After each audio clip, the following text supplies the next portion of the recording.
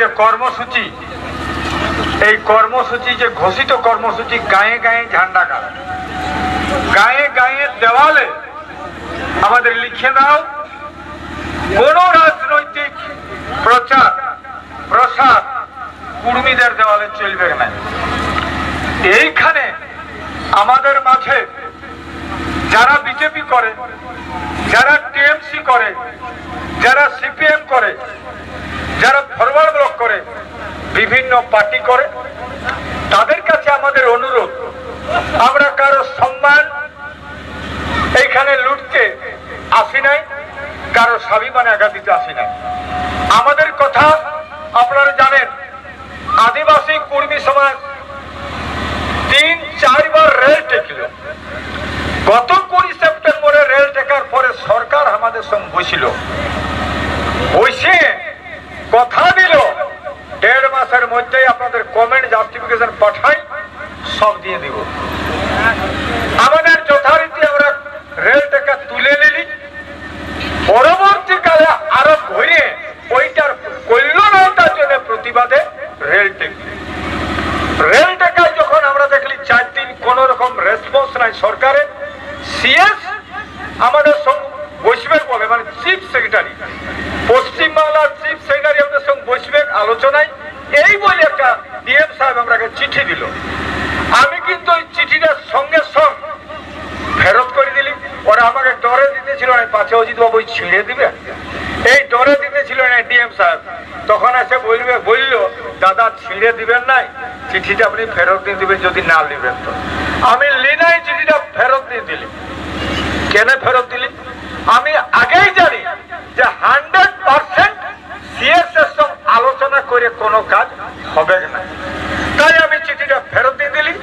এবং পরবর্তীকালে আমরা স্টেটের সমস্ত নেতৃত্ব বসে আমাদের বাদওয়ার একটা মিটিং করে বললেন কেন করব না, নো কমেন্ট জাস্টিফিকেশন। ও সরকার সেন্ট্রাল গভর্নমেন্ট চাহেছে 2017 সালে, মানে 18/5/2017 সালে মাইগেছে সেন্ট্রালে যে কমেন্ট জাস্টিফিকেশন আমাদেরকে দেন। তো কমেন্ট জাস্টিফিকেশন আর কিন্তু পাঠায় নাই, 7 বছর হয়ে গেল। আমি কিন্তু একটা কথাও এই টিএমসি গভর্নমেন্টের এগেইনস্টে একটা কথাও বলেছি নাই। যত বক্তব্য রাখছি আপনারা চ্যালেঞ্জ করুন, আপনারা দেখুন যে অজিত মাহাতো কি বক্তব্য রেখেছে। সরকার যখন করল নাই, তো একটা মানুষ কতদিন লাজ খায় থাকবে আর অনাহারে থাকবে? একটা দাবি নিয়ে সারা টহর ছেঁকা, জিগির জিটা, মাহুর ডোরে দিল্লি গেলি, কলকাতায় যায় আমরা নবান্ন ঘেরাও করলি। এত প্রোগ্রাম করার পরেও যদি সরকারের ঘুম না ভাঙে, সরকার প্রথম যে চিঠিটা করেছিল ওটার নাম হচ্ছে সিআরআই রিপোর্ট এবং ক্যাবিনেটের রেজুলেশন। ক্যাবিনেটের রেজুলেশনে পরিষ্কার করে লিখেছে যে কুড়িম কেস কি করা হোক। পরবর্তীকালে কিন্তু সরকার বাঁকিয়ে গেল, জানি না বাঁকলো কেন।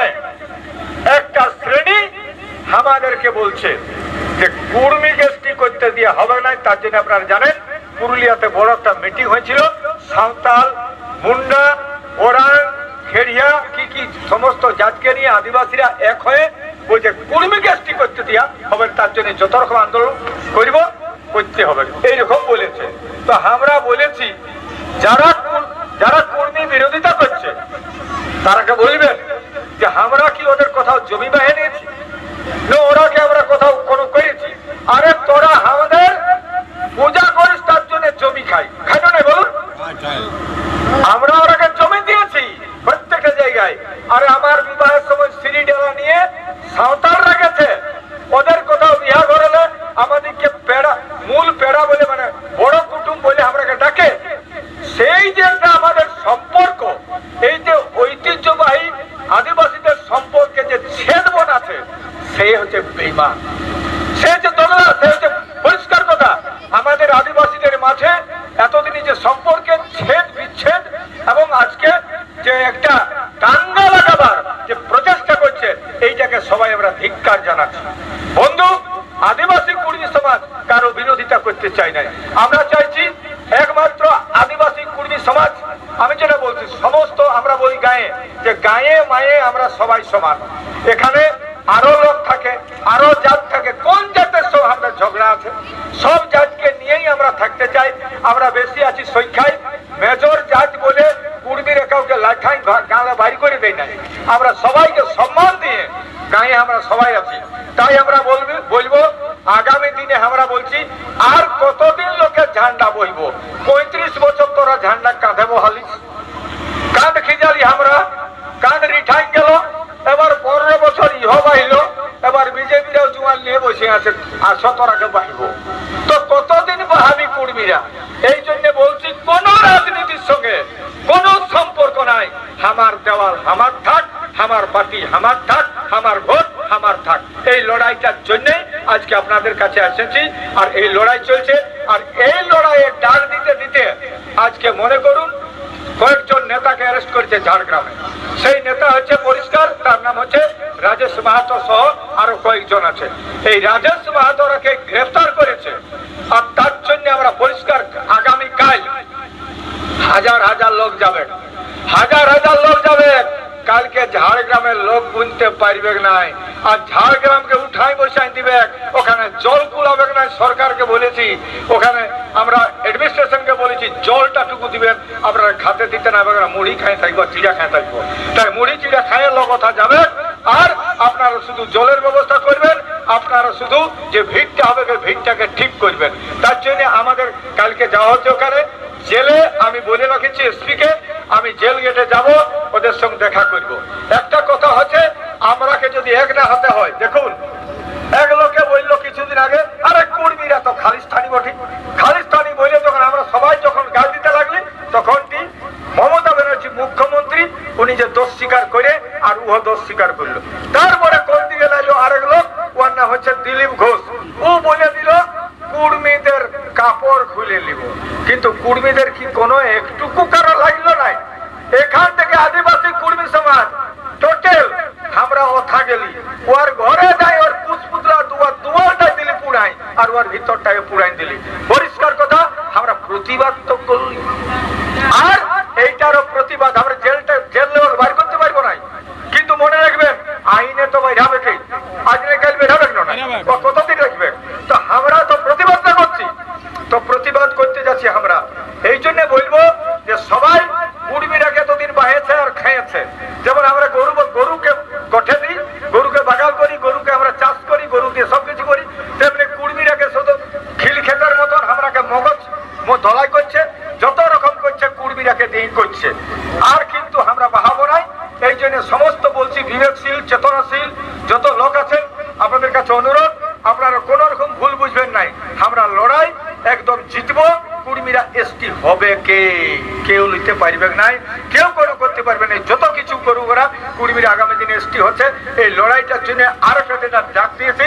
এই নির্বাচনে আপনারা ঠিক থাকুন, কাউকে কোন রকম ভাবে দেওয়ালে লিখতে দেবে নাই, আর কারো ঝান্ডা গাড়াবে না, ঠিক আছে না? একদম। এখানে আমি বলছি না যে টিএমসির বিরুদ্ধে, বিজেপির বিরুদ্ধে, সবার বিরুদ্ধে। আর যখনই আমাদের মানে ডিক্লেয়ার হয়ে যাবে একদম অমুক দিনে ভোট, তখনই কিন্তু আমারও একটা ডিক্লেয়ার হয়ে যাবে। সবাইকে আমরা ডাকবো, গায়ে গায়ে 2 লোক থাকবে, সবাইকে ডাকি আর আলোচনা করবো।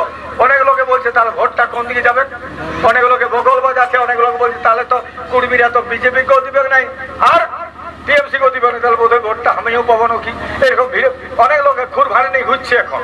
তো এখন কথা হচ্ছে ঘুর ভাড়ি নিয়ে ঘুরবো না, কিন্তু কোন পরিষ্কার কথা আমরা কি করব তার ওইটা ডিক্লেয়ার হলে আমরা সবাইকে মিটিং ডাকে নির্ণয় নিয়ে নিব ভোটটা আমরা কি করব, ঠিক আছে? আপনারা ঠিক থাকুন। আর আগামীকাল ভাষণে সবকিছু ওখানে বলবো। এখন এতনাই বলে আমি বক্তব্য শেষ করছি। আদিবাসী কর্মী সমাজ জিন্দাবাদ, আদিবাসী কর্মী সমাজ জিন্দাবাদ। আমাদের সংগ্রাম চলছে, চলবে, আমাদের সংগ্রাম চলছে, চলবে। অনৈতিক ভাবে গ্রেফতারের দাবিতে বিরুদ্ধে আমাদের লড়াই চলছে, চলবে। অনৈতিক ভাবে নেতাদের গ্রেফতারের বিরুদ্ধে আমাদের আন্দোলন চলছে, চলবে। নিঃশর্ত মুক্তির দাবিতে আমাদের লড়াই চলছে, চলবে। নিঃশর্ত মুক্তির দাবিতে আমাদের লড়াই চলছে, চলবে। নেগাদারি প্রতিষ্ঠা করার জন্য ব্রাহ্মণ্যবাদের বিরুদ্ধে লড়াই চলছে, চলবে।